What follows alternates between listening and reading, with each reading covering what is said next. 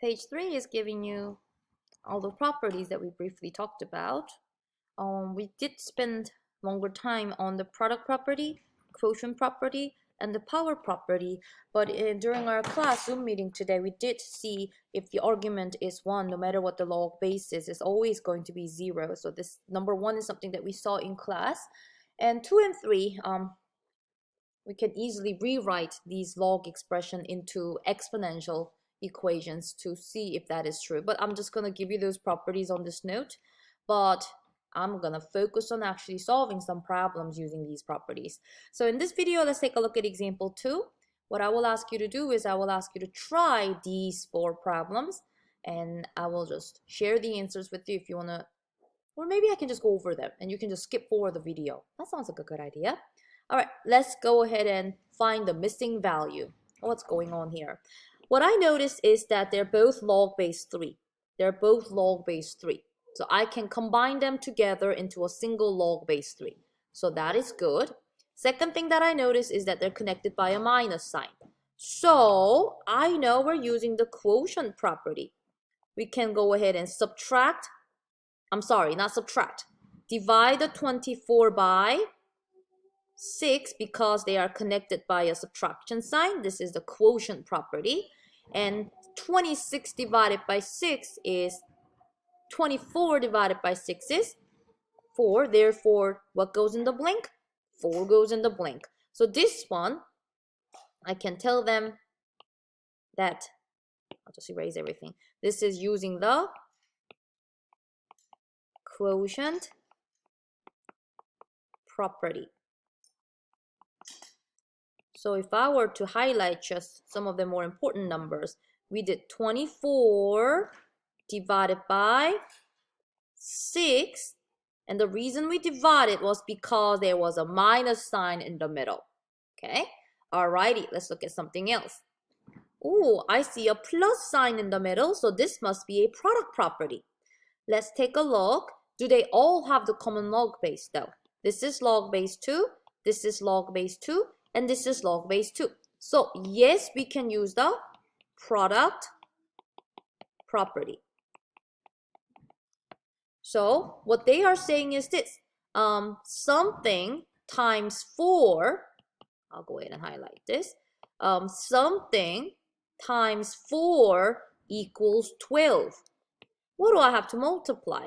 We can call this something x temporarily. I can say log base 2 of x times 4 equals, you can obviously see the answer is 3 already, I know. Log base 2 of 12. And technically we are solving this equation.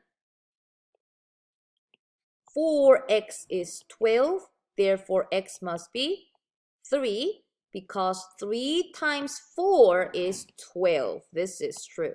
So what goes in the blank? 3 goes in the blank. So technically we did solve a logarithmic equation just now by replacing the blank by the x. But solving logarithmic equation, it's actually a section in chapter 3. So we will come back and actually solve those equations in later chapter. But this one was just using this product property of log. Okay, let's do C. Ooh, I know what to do when there is a number in front of the log. We're going to send that 3 as the exponent. So this 3 will go as the exponent of 2 right here. So I can rewrite this as log base 2 of, log base 7 of 2 to the 3rd power. And 2 to the 3rd power is 2 times 2 times 2, 8. So because 2 to the 3rd power is 8, what goes in the blank? 8 goes in the blank. And guys, you know what? It would be nice to check these if you want to check these. Unfortunately, Desmos calculator will not take log base 7, and I don't feel like doing the change base formula for all these, so I won't check it, but we're right. We're doing okay.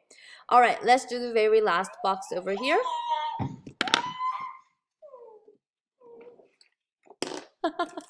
Here's a flower for you.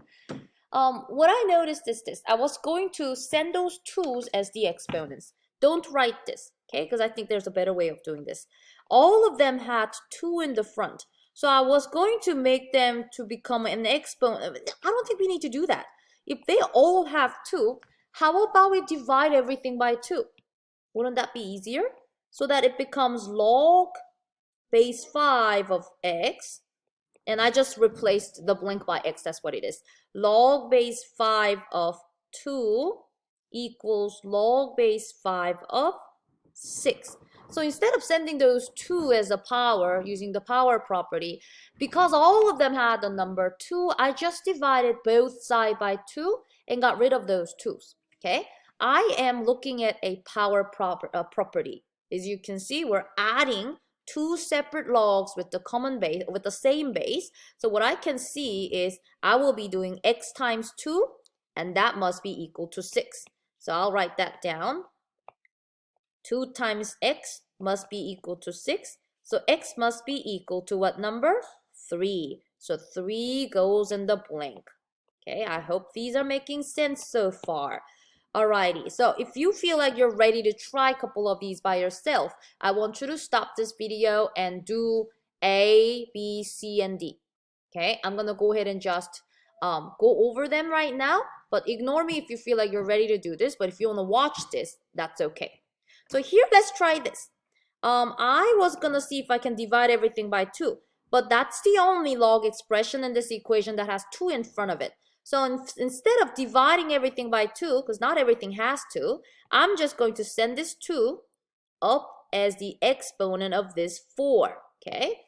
So what will that be? I will have log base 5 of 4 squared. Okay, let me try to write that too with the orange pen so that you see where it came from. And then I have minus log base 5 of 2. And we're trying to see what this simplifies to, okay? Can I go ahead and evaluate what 4 squared is? And that is 16. And what I see is they're connected by a subtraction sign. So using the quotient property, I can put this as a single log base 5, where I have 16 on top of the fraction and 2 in the bottom of the fraction. Why? Because they're connected by a minus sign. 16 over 2, and 16 divided by 2 is what? 16 divided by 2. Oh no, what happened to my iPad? Oh goodness, it froze. Let's see if I can restart this note-taking app. Give me 1 second. I wonder if all my writing just vanished. Let's see. I hope it's still there. It's still there. Yay. So I was going to say this 16 over 2 is going to be the answer that goes in the blank. 16 divided by 2 is 8. So the missing value is 8. So if you got 8, great job. I'm happy for you. All right, let's do B.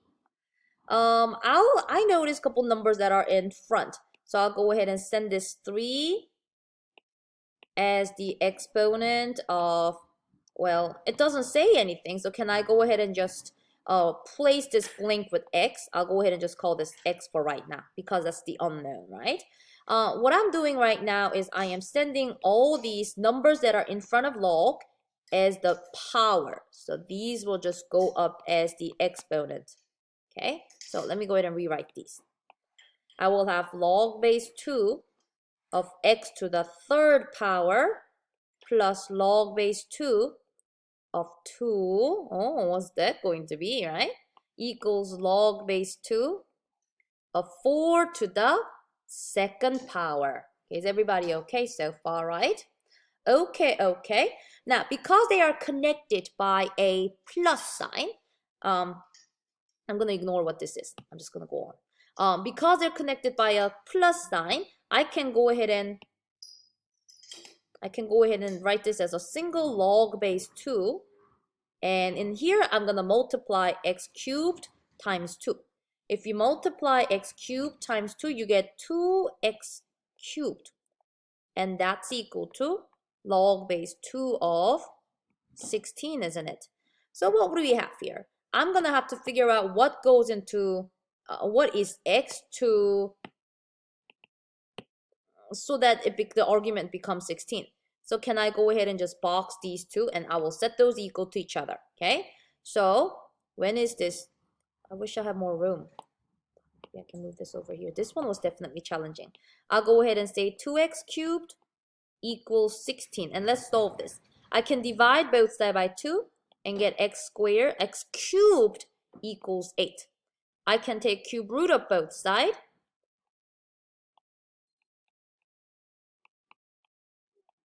And cube root of 8 is simply positive 2. It's not plus or minus, okay? Because cube root of positive 8 is only positive 2. So the answer is x equals 2. If we put 2 in that blank, we will get the right answer. We will make this equation true. So I feel like these problems were a little more challenging. So hopefully you're watching if you did not get the right answers. But let me do 2 more with you. So here. Ooh. I see some things in front, like this 1/2 is in front of the log. So I'll go ahead and send this half to the exponent of x. And I also see there is 1/3. So I'll go ahead and send this 1/3 as the exponent of 8, the power of 8. So I have log base 7 of 2 plus log base 7 of, can I just go ahead and say square root of x? No, I don't want to confuse somebody. So I'll go ahead and just say this is x to the 1/2 power minus log base 7 of 8 to the 1/3 power. And we are saying that this is equal to log base 7 of 3. Okay, so let's see if we can combine these left-hand side so that we can write a single log. Okay, they all have log base what? Log base 7, log base 7, and log base 7. So we can put them all together. I'll say log base 7. The reason I'm drawing a parenthesis though is because this guy has a minus sign. So that one will go to the bottom. Okay, so these two, 2 and x to the 1/2 power will be on top. 2 times x to the 1/2 power is on top of the fraction. The bottom of the fraction, this guy goes to the bottom of the fraction because it has a minus in front of that log term. So 8 to the 1/3 is in the bottom. And the whole thing equals log base 7 of 3. So what are we saying? Can I go ahead and simplify the left-hand side? Because do you know what 8 to the 1/3 is? That is the same thing as cube root of 8, which is 2. So can I go ahead and just change this to 2? Because what can happen now is that there is a numerator, we have a 2. There's a denominator, there is 2. So what we have is that x to the 1/2 must be equal to 3. So I'll go ahead and set that equal to each other. X to the 1/2 equals 3, which means square root of x is equal to 3. I see what x should be. X better be equal to 9. X better be equal to 9. If I square both sides, I will get that x is equal to positive 9. Wow. I wasn't expecting these to be so challenging, but if you are getting them, I think I'll be so happy for you if you are getting these answers right, because they're not easy. They were actually full-on solving log equations using properties, but hey, we like challenge, I guess, right? Okay, let's do the very last one. D. I have a 2 in front. So I can go ahead and distribute this 2. I can distribute this 2 and rewrite this as 2 times log base 5 of x. I just went ahead and put x where the blank is, plus 4. If you're wondering where you get 4 from, I did 2 times 2. I distributed. If I do that, I get 4 times log base 5 of 2, and that equals log base 5 of 6. I'm going to combine the left-hand side. Oh, before I do that though, it's time for us to move these numbers that are in front of our log as exponents. Okay, so that will be 2 squared. That will be 2 to the 4th power. So if I rewrite this, that will be, That will be log base 5 x to the second power plus log base 5 2 to the fourth power equals log base 5 of 6. I can combine the left-hand side now into a log base 5. First of all, hold on a second. What is 2 to the fourth power? I'll go ahead and say that 2 to the fourth power is equal to 4 times 4, 16. So I'll say the argument on the left side is 16 x squared. And I multiply those two green circle terms to get 16x squared, okay? Alrighty, that equals log base 5 of 6. Okay, so what can I do? Now I have to just grab those arguments and set it equal to each other. I think they were a little more challenging than I intended them to be, but hey, that's okay. We know how to solve an equation. So, give me 1 second. There you go.